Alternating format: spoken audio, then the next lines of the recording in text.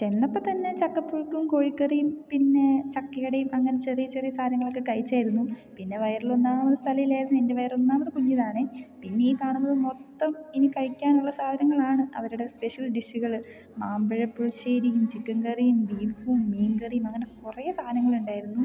ചോറും ചക്കപ്പുഴുക്കും എന്തൊക്കെ കഴിക്കണം എന്ന് തന്നെ ഒരു ഐഡിയ ഉണ്ടായിരുന്നില്ല. പിന്നെ ദേ എല്ലാവരും കഴിച്ചിട്ട് കിടക്കുന്നതും പിന്നെ ദേ കുട്ടിപ്പട്ടാളങ്ങളൊക്കെ ഓരോ സൈഡിൽ കൂടെയൊക്കെ ഇരുന്ന് പണിയുന്നതൊക്കെയാണ് കാണുന്നത്. അപ്പം ഞാൻ കുറച്ച് ചക്കപ്പുഴുക്ക് എല്ലാം നമ്മൾ ട്രൈ ചെയ്യണമല്ലോ, അപ്പം എല്ലാത്തിൽ നിന്നും കുറച്ച് കുറച്ചെടുത്തൊക്കെ കഴിച്ചു. പിന്നെ രാവിലെ ആയപ്പോൾ പൊറോട്ടയും ചിക്കൻ കറിയായിരുന്നു. അപ്പം അതൊക്കെ കഴിച്ച് സന്തോഷമായിട്ടാണ് അവിടെ ഞങ്ങൾ പോകുന്നത്. പിന്നെ ദേ എന്താ പറയുക, ഭയങ്കര ഹാപ്പി മൊമെൻ്റ് ആയിരുന്നു.